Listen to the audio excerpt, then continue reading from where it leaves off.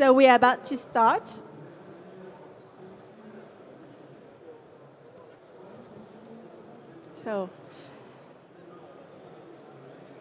Okay, so we have everyone online. That's perfect. So let's start now.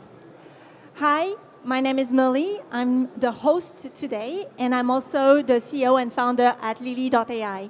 At Lili, we use machine learning to help major projects to better understand and avoid risk by mining emails, scans, and other unexploited source of data. And we're also a laureate at the EIC Accelerator, which finances the scaling of the game-changing innovations.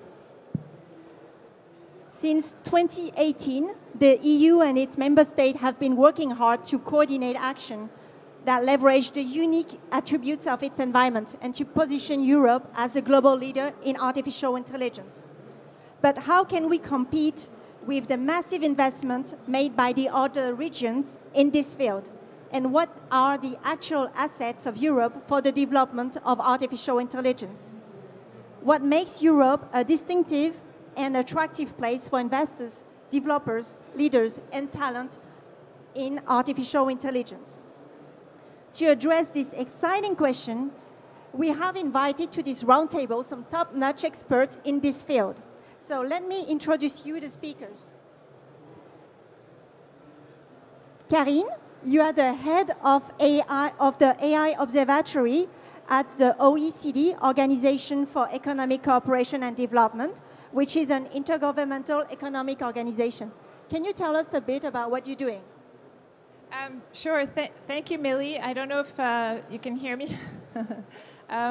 So the 2019 OECD principles for AI encourage innovative, trustworthy AI. And these were the first intergovernmental standard on AI, and they were embraced by over 50 countries, from OECD member countries, partner countries, as well as G20 countries.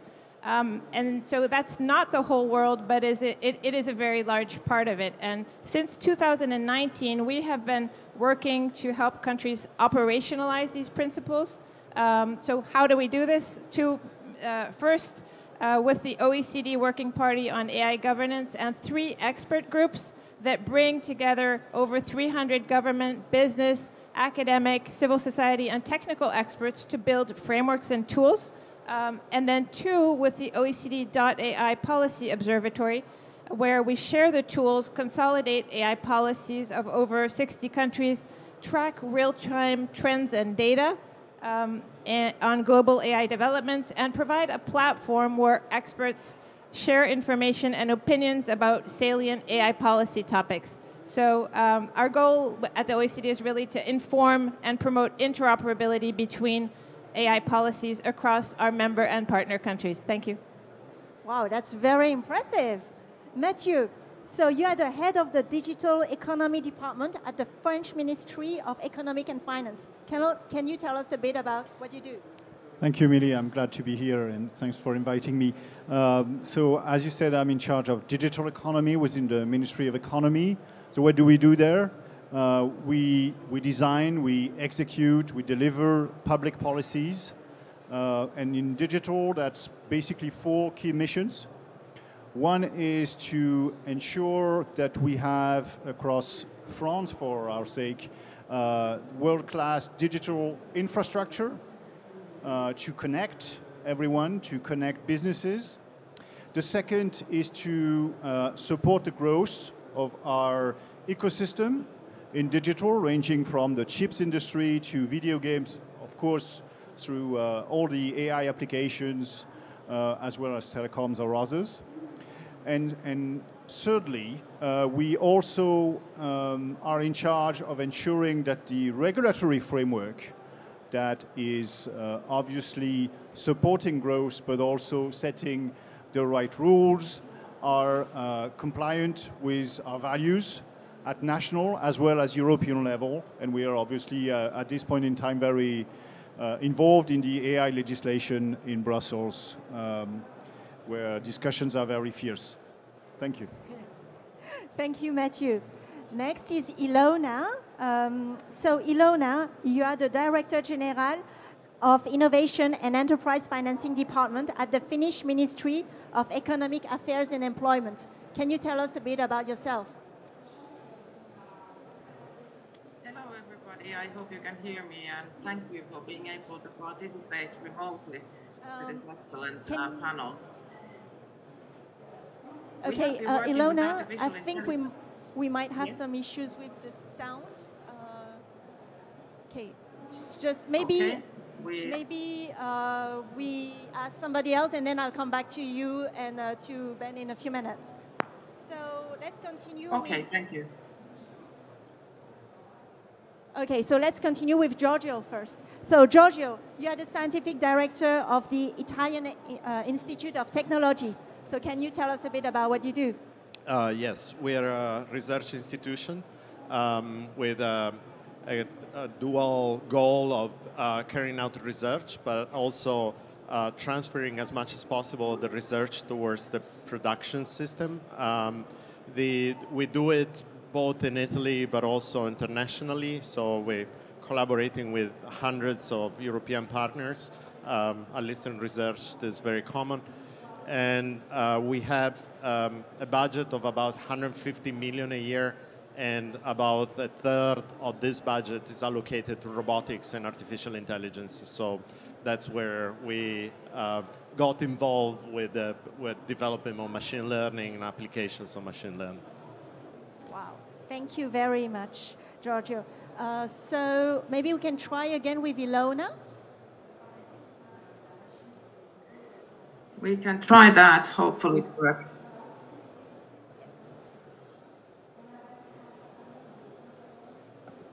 I muted you, maybe this works better.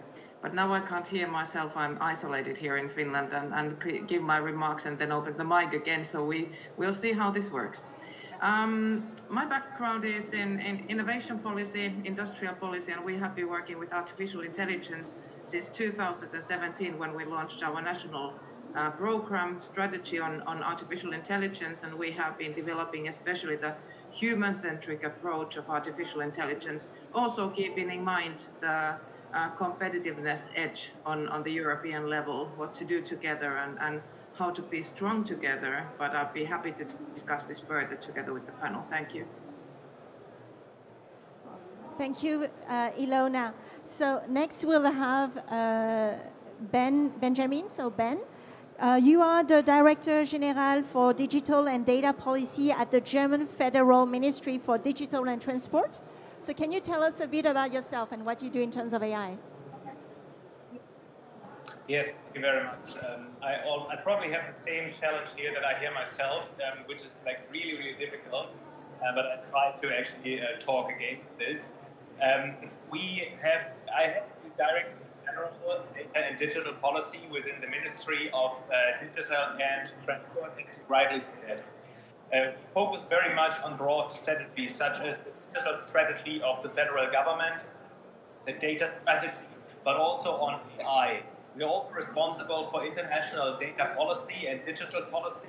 So you might recall last week we had the G7 summit of the digital ministers in Düsseldorf, where we took huge and important steps towards the free flow of data with trust within the G7 nations, which is particularly important against the background of the global situation.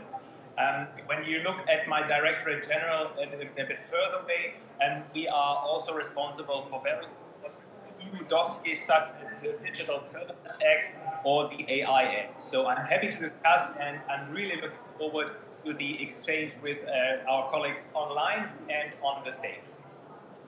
Thank you, Benjamin. As you can see, we have here some of the movers and shakers in the European AI regulation.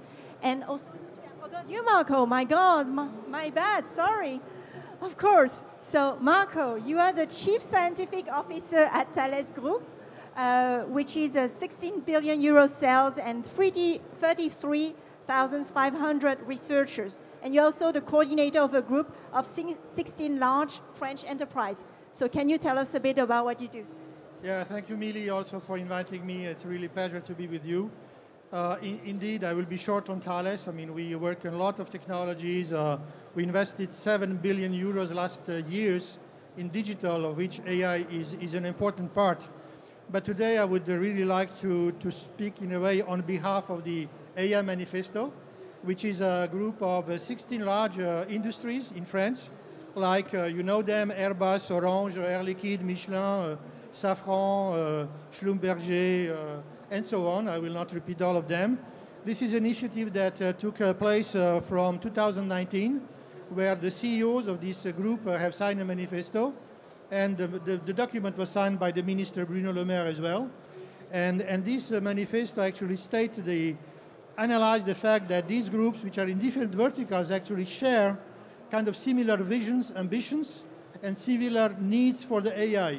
And we have declared a willingness to share information between us, to work on key topics together, to launch initiatives, and of course to address the ecosystem, a larger ecosystem together.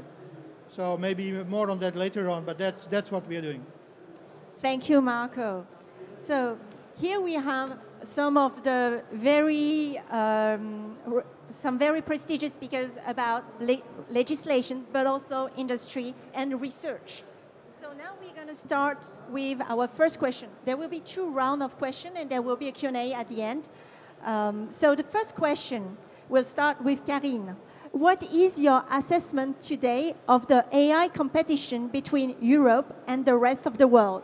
Does a particular victory, defeat, or hope come to mind? Let me repeat. What is your assessment today of the AI competition between Europe and the rest of the world? Does a particular victory, defeat, or hope come to your mind? Thank you, Milie. We track AI developments and trends across many countries on OECD.ai from many different vantage points, and there's no way around the fact that the US has a head start in AI and that China has been catching up very rapidly. I think everyone knows that. But also that Europe has very clear strengths that are somewhat different and that it can leverage. And I'll just focus on 4 strengths that come out in the data that we track. The first strength is Europe's position in business-to-business and advanced robotics innovation, and that strong sort of B2B markets like industrial machinery and insurance. And that means that it doesn't necessarily have to compete head-on-head with US and Chinese platforms that have focused a lot on social media, on end consumer services, and on autonomous vehicles, which are a bit slightly different focus areas. Second, Europe has very strong verticals like healthcare, leveraging its public healthcare service systems, and also leveraging AI in energy and transportation. And we have European public and private data in these areas that can be leveraged and are being leveraged for AI, starting to be leveraged. And third, the European Commission adopted a coordinated plan on AI in Europe back in 2018, and that also plays a key role, significant role in encouraging the synergies and cooperation across EU countries and in maximizing the impact of investments. So there's a lot of very promising work, in particular in connecting and scaling up European AI innovation hubs. And linked to that is, the great current focus in Europe that we see in our research on regulatory sandboxes, for example, that can allow startups in medtech and fintech and other sectors to experiment with new business models alongside regulators and with the appropriate safeguards. And lastly, also linked to what I said before, Europe's been increasingly attracting and investing in AI talent over the past few years. So I'll give a few examples just from our data to show that these efforts seem to be paying off. The concentration of, sorry.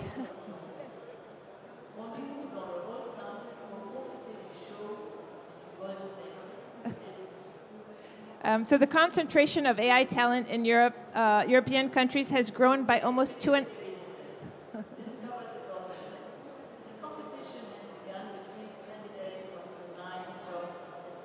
I don't think I can speak louder than her. I'm sorry.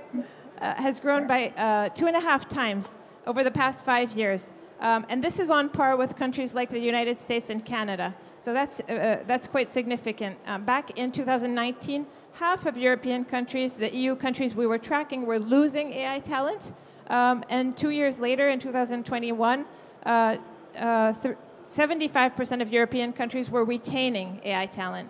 And meanwhile, some countries like Germany, Estonia, and Luxembourg were actually net AI talent attractors. So those are some of the competitive advantages I'd point out. So there's some good hopes, I guess. Very much. So Mathieu, what is your take on this question?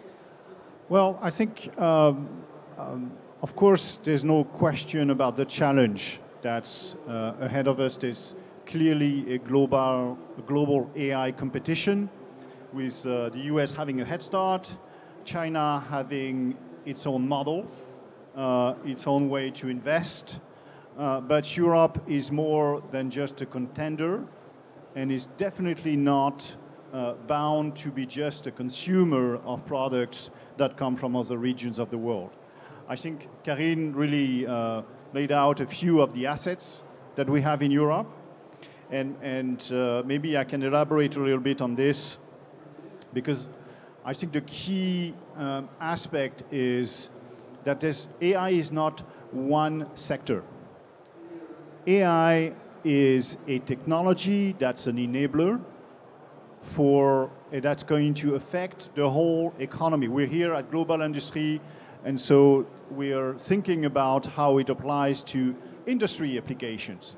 But it's also obviously creating impact in other aspects of economy, agriculture, services, and industry, for its sake, is one of the key advantages for Europe, because we have a very strong sector. And obviously, as far as industry is concerned, there are supply-side discussions, and everyone's aware of the importance of who your provider is, of the specific needs of specific business models. And so that's creating plenty of windows of opportunities for Europe. And already, Europe is in the lead in autonomous robotics. Europe is in the lead in industrial robotics business, and I'm glad we have our colleague Ben from Germany. We have a number of actions between France and Germany on the matter, and they're extremely important to us, because this is where we can make a difference, and this is where we can create great opportunities for the economy. And it's not just about having the biggest, largest machine learning model. It's about creating value for society, creating value for customers, and that's what Europeans know. And we have a market that is absolutely necessary for every global player in the world, and so they will come and they will have to play by our rules. So that's also a very strong leverage. In addition, we have now very lively ecosystems. In Europe, I think France and Germany have the largest number of AI actors, more than 2,000 already. Karine said there's retainment of talents. I think we can say we are very attractive. Paris is a very attractive area for talent, has always been, and I'm sure will keep being, given, of course, the city, but also the excellence of the mathematics that are being taught in the country. We have plenty of talent there. And last but not least, because it's often overlooked, the EU as a whole is investing very heavily on AI. There's between 8 and 9 billion that were invested in 2019, and I think it's still growing. There's a coordinated strategy in Europe with my colleagues from Finland, Italy, Germany. Obviously, we are all very strong supporters of this strategy, and there will be plenty more in the coming years, with the Digital Europe program, with many of the national strategies being refunded as well. So there's plenty of opportunities in Europe, and I think that's the key message that we all need to keep in mind. nothing is cast in stone as part of the future, but what we need to do as Europeans is that we're not only investing in technology, we're investing in services, new business models, new ways to serve our customers and citizens, and I think that's our strength, that's our major strength. And one thing that is I can only recommend is to go around here. We have an AI village over there with a sample of companies from France, large, small, talents, and I really encourage everyone to go and have a look there. Thank you, Mathieu. Indeed, many opportunities. And also, so Ilona, you've been mentioning a human approach in terms of artificial intelligence. So any take on that from your Finnish perspective? Thank you, Milie. I actually love your question. It's an excellent opportunity to highlight some parts on the victory, defeat, and hope side. I have two victories and one hope, but if we don't manage to actually conquer that one, it will turn into a defeat. And I will start with our scientific background. We are, as a Europe, we are a scientific powerhouse. We have the capabilities, as Karen and Mathieu excellently put it already there on stage in words, and we can build on that. So we are competitive on that side. But at the same time, we have to be stronger in translating the knowledge into services, products, and growth in Europe and globally. We have to promote strongly innovation also when we are regulating artificial intelligence. We have to be very much innovation-friendly regulator and be able to understand the impact of regulation and, of course, be very active on that side. I don't say that, but at the same time, to some extent, at least cautious in a way that we are building an environment that is promoting innovation, that is promoting new solutions and growth at the same time. We need strong testing and experimentation facilities. Ecosystems were mentioned already. Some of the verticals, for example, healthcare is a good example where we need infrastructure for innovation and new services at the same time. The other victory, from my point of view, is indeed the human-centric approach that we have in Europe, and we have some experience in Finland about also building concrete examples on how to educate people, how to give new knowledge to them in the area of artificial intelligence. The acceptability on using the general purpose technologies is higher if people understand how they actually work, the basic principles, and we have created Elements of AI course in Finland that is actually translated to all the European languages, and I hope you are aware of the course that is designed to meet the basic needs of knowledge for all of us in the Europe to understand the basics of artificial intelligence, and that is part of the inclusion that we need to these discussions, how we use these technologies, what are the basic terms for that, and also what are the opportunities to utilize these technologies for the benefit of our citizens as a whole. So I think that victory is also already in our pocket, but if we are not able to translate the knowledge into growth, into competitiveness, then it is unfortunately turning into a defeat on a long run. Thank you. Thank you, Ilona. Giorgio, Ilona is talking about transferring knowledge into services. Does it talk to you? Yes, definitely. But let me bring a bit point of view of a former researcher in robotics. Now I'm directing an institute, but in the past I was doing robotics myself. And so I think we have a great opportunity in Europe. Also, the flavor we're giving to AI with a focus on trust and sustainability opens up two technical domains that are very, very interesting. I mean, I'm telling this from a researcher's point of view, because it's not a matter, to build trustworthy AI is not just a matter of us believing in the AI. It's not a psychological factor.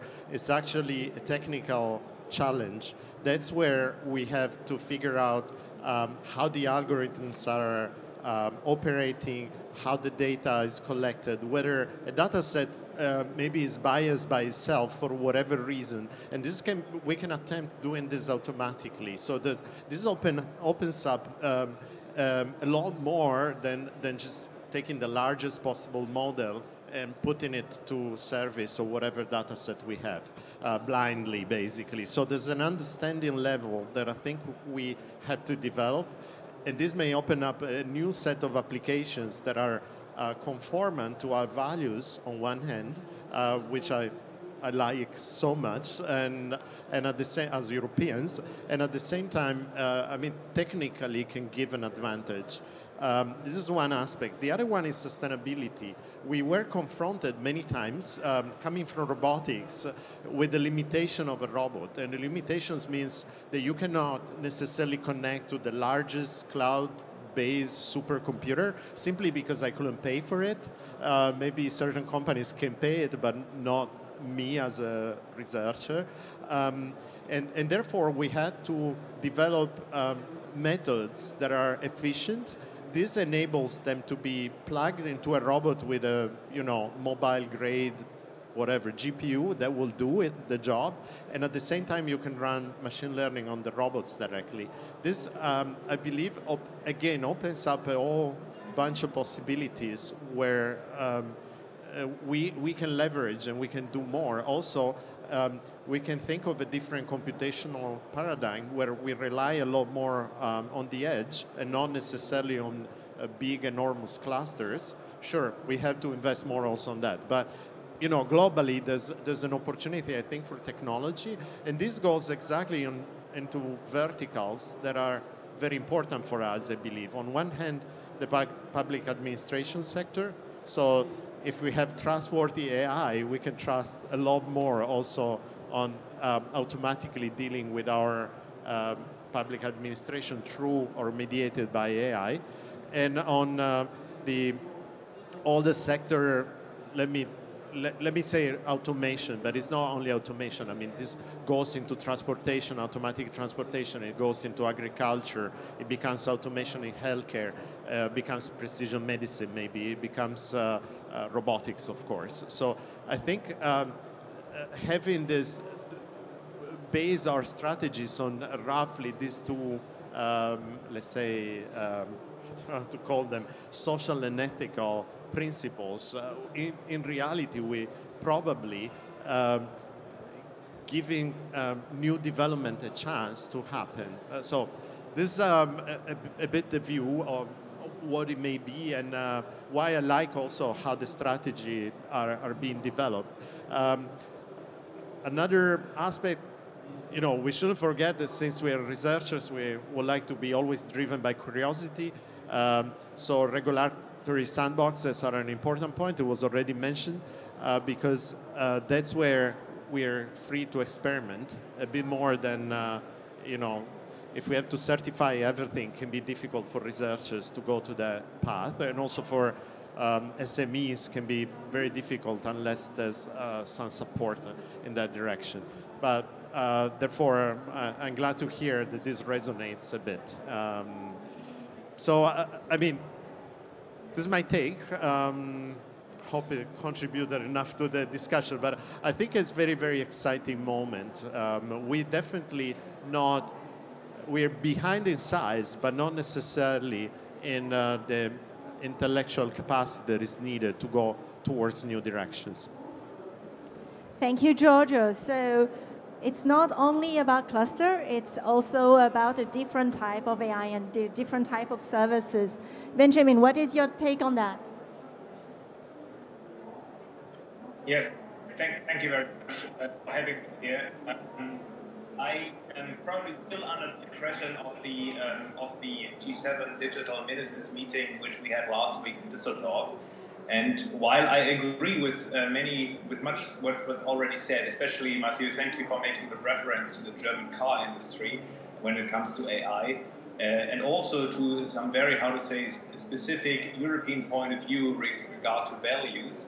I would like to draw your attention to the fact that from our perspective, it is of course important that we gain strength and sovereignty in Europe through our own approach, but we need to be open for partnerships, especially against the current global background and with a huge threat in the East.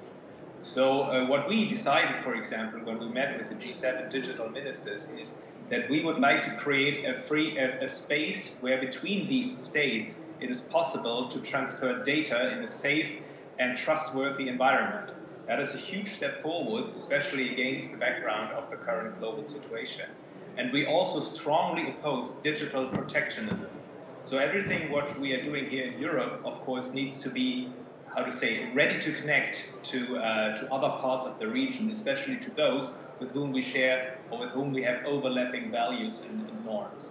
This also brings me to a second issue, which is of utmost importance, especially when it comes to AI, and that is this question of standards. Europe, and particularly Germany, and I speak here as a representative also of the German government, we have a huge challenge to actually send the right people to standardization bodies and norm associations. And that is very much of importance, especially when it comes to AI, because other regions of the world are doing this in a much more strategic way. So in order to actually put our values and norms on the road, and in order to gain traction, we need to be much more coordinated when it comes to global standardization. I don't say, and I don't think that we should actually implement own standards and own norms, especially not when they impose new market entry barriers, both for partners and for us abroad. What I would like to see is, and that is what the German government also is going to support, is a much more coordinated effort to actually come to conclusions in global standardization bodies such as ISO or such as on the European level CENELEC, and because that is of utmost importance. So from our point of view, especially digital sovereignty comes of own strength and not for new barriers, especially not when we're talking about AI, where we have already a strong stance in Europe, and we should be ready to actually have export our concepts and our services abroad, but we need to be ready to connect to other parts of the world. Thank you. Thank you very much, Benjamin. I'd like actually to ask a quick service to Kevin, if you don't mind quickly asking to the technician if there's an issue with the sound. Thank you very much.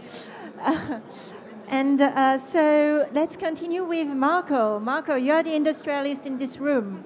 So tell us, what is your take after everything you've heard about regulatory, the challenge ahead, this new kind of services, this new type of AI? Yeah, well, let me share some hopes and maybe some good news from the other side of the table, the doers, I would say. To the extent I will maybe reinforce some of the points that have been mentioned already. I think that Europe has both weaknesses and strengths. And from where I am, I believe that some of the weaknesses have been exaggerated and some of the strengths have been not very well known. And so I think this is a good opportunity to try to put, as we said in French, the church in the middle of the village, right? It has no doubt that in the B2C sector, Europe and we failed in creating the giants. But as Mathieu said rightly so, there are several types of AI. The one we are talking with the B2C is based on human data, behavior, usage, and massive computing. And we fail in collecting this data. But we do have a lot of data in B2B sector. We own our data. But beyond the data, if you look at verticals like those that are present in the AI manifesto, energy, defense, security, air transport, mobility, automotive, well, mobility, communication, the actors we have in the manifesto, they are not in the second league. They are leaders of this world. They are very competitive. When we make an analysis of how many AI researchers we have in this 16 group, we count 2,000 people. This is not negligible compared to our US colleagues. And this is not very well known, actually. And some of the members have started the AI research decades ago, literally. As for Thales, we had the first strategic program on AI, learning and blah, blah, blah, neuron and so forth, launched in 1989. Well, this is 33 years. And actually, we didn't frozen our research during the what is called the AI winter. But we are doing application for our sectors, so which consumer is not seeing it, and which is different. So, and we are not the only in this league. I mean, Orange has a long, long history in AI and so forth as well. And one of the victory, I think there's one hope, which is this.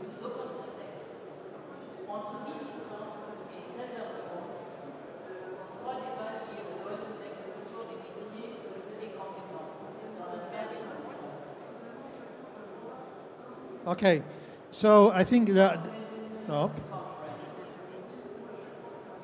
I think one of the hope is that when you leave, okay. Okay, I would say acoustic is maybe the weakness, but okay.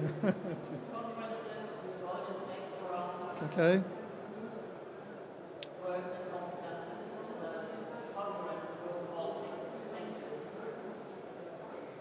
Okay, so one of the hope is that when you live in these industries and you meet them, you know them, there's a lot of potential, there's a lot of activity, there's already a lot of strengths and business sense. I think this is the hope. But the thing that I'm really positive and was a positive surprise was the fact that we have been able to work together with different industrial partners, some of them competitors, some of them in completely different sectors, and discovering each other and making a common journey on AI innovation was a really nice experience. I don't have time to mention all of them, but I can mention that in one of the projects that the French government is supporting, which actually happens, to my knowledge, the biggest AI program in France, the trustable AI. The largest parts of industrial partners are coming from the manifesto AI. And we have even a kind of private initiative. We have been able to group part of our activities between 3 companies. The Total Energy, which has a stand there, the EDF, the energy sector, and Thales. In the same building, we are working on explainable AI, reinforcement AI, and the modeling and simulation. All these 3 important items applied to professional sector, where certification matters, where reliability matters, where explainability matters, and so forth, which again is very different from what priorities from the B2C sector are. So yes, we can do a lot of things together, and I think the fact that the talents we have, we are also working on talents, by the way, the talents we have, the investment we are doing, the fact that we are able to cooperate together, and of course with academia and startups, is really a good news and a hope for the future. Thank you, Marco. So to quickly summarize on this first question, so we've been talking about these challenges ahead, yet there are certain verticals on which Europe have the data, the specialists, the ability also to collaborate, not only between industrials, as Marco has been mentioning, but also between countries, as you can see in this round table. And this AI that is being built is not the same as the one that you often hear in the press. It's a different one. It's a one that is addressing certain specific vertical. So you have been mentioning mobility, automobile, healthcare, B2B, and it's a different type of AI. It's an AI about explainability, trust, reliability. So let's continue with our second question now. So the second question is, of course, the opportunity to jump back on any point that you'd like to expand on regarding what has been said. But it's also the opportunity, because we are here at Global Industry, to give your take about the industry. So any particular thoughts on how Europe can take global leadership in AI in the field of industry? And we'll start with Karine, with your global perspective. Thank you, Milie. I think that it's very important that Europe focuses on its strength and addresses its challenges, but really focusing on those strengths that it already has and that other countries don't have. And And at the same time, you know, we have the three enablers of AI, which are compute, data, and then software and algorithms. On the compute component was brought up previously. That's a major priority. The second one is really on data, where Europe has a lot of data, just needs to make it, and is working very hard to make it accessible. And the third is on software and algorithms, and those are available quite broadly. And again, Europe is working on making those. But I'll just highlight three key points in terms of, you know, I'd say priorities, which many of them are already priorities. First, in the area of investments, we see a clear need for more and larger investments and other incentives in Europe to increase domestic AI research, and especially to increase innovation outputs. So that we see that if we compare investments in Europe to investments elsewhere, there are many investments, but they're very, very small, orders of magnitude smaller than the investments in one given company. And so that just limits the growth, and there are periods of investment. So we need to focus on investment in all of the life of a startup, not just, you know, the seed funding, or not just. So we need to really make sure that those companies have the investments necessary to scale, and that's something where there's really a clear difference between Europe and the rest, and again the other big players. And then, as we already mentioned, focusing investments on strategic areas or industries. We mentioned health, transportation, and energy, where we're already very advanced. And then the second is really the talent. And again, Europe has key benefits in terms of talents, but really has to make sure to maintain, to keep and grow this diverse AI talent pool that's been steadily growing over the past few years, but that needs to keep up with the growth of talent and new skills that are happening everywhere in the world. And so, focusing on investing in these skills for the digital age, they include coding and many other skills. So we track specific skills on the OECD.ai and compare where countries are at in those different skills, and also what are the companies asking for in different countries? What are the job postings asking for in terms of skills, and how do the countries' skills offered match that?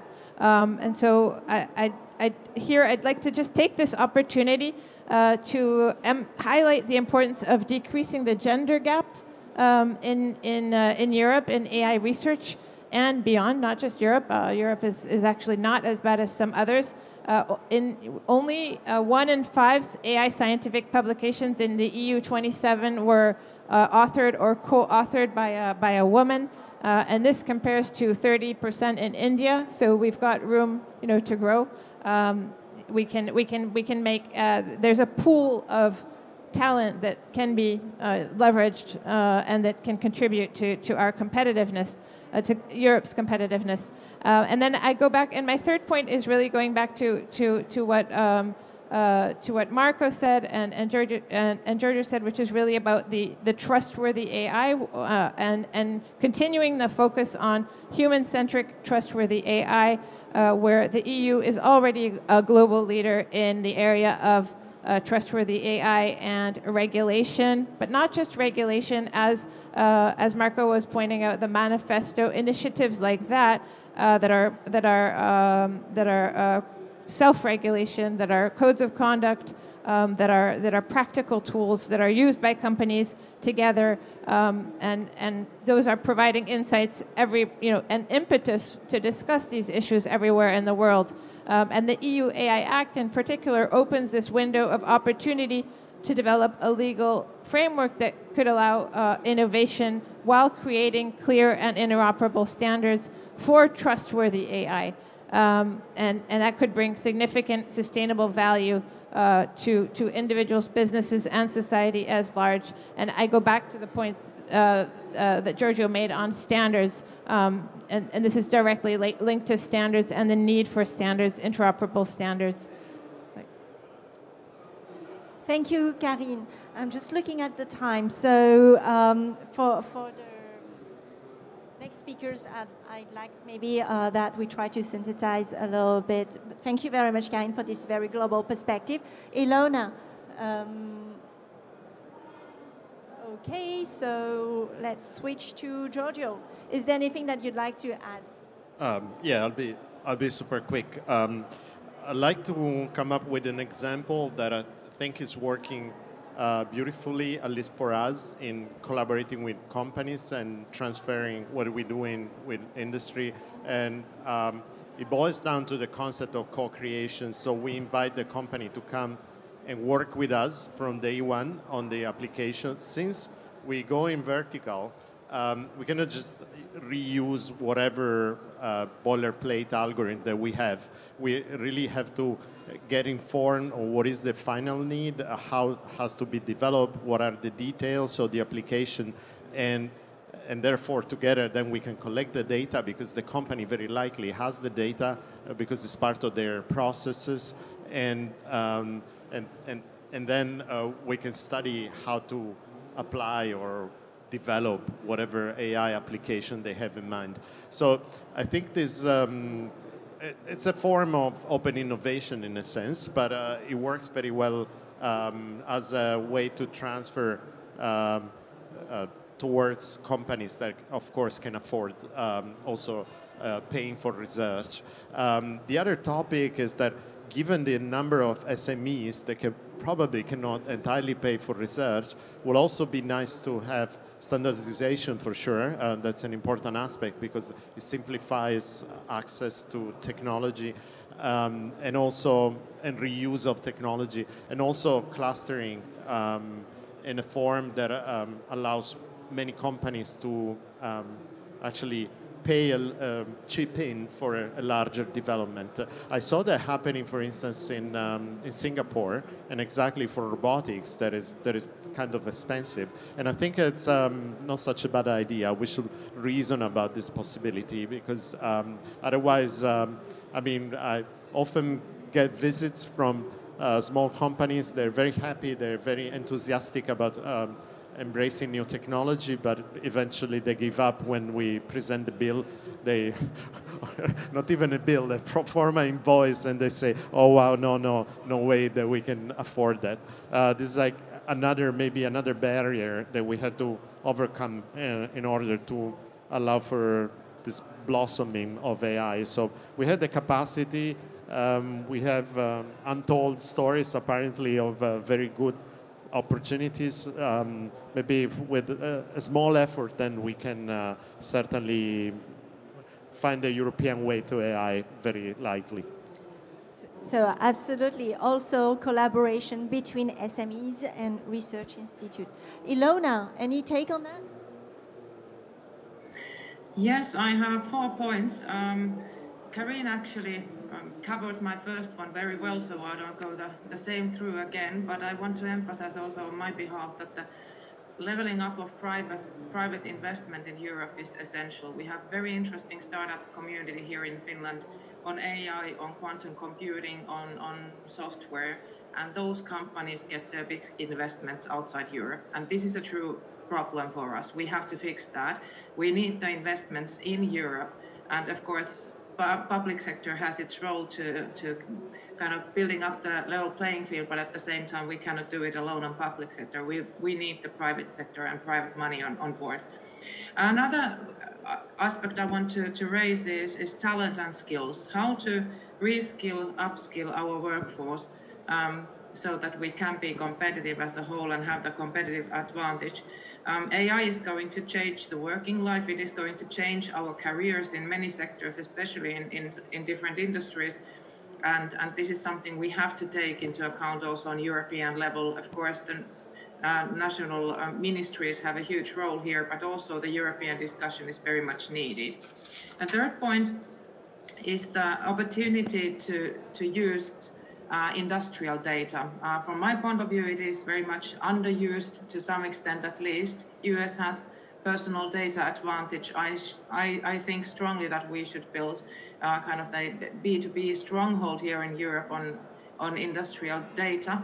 And we have one good example of ecosystems in Finland, and that is the autonomous shipping. We have a onesie ecosystem ongoing here. It has testing facilities, we have the regulatory sandboxes in use, and it brings or builds good fundamentals also for sharing data in a whole new strategic level. So I think we should build on these capabilities very much in Europe. And the last point would be one that Penn touched already upon, and that is the international collaboration that we need. For example, transatlantic digital cooperation is very much of importance to us also in Europe at this point, and we should bring our strengths together. Thank you so much.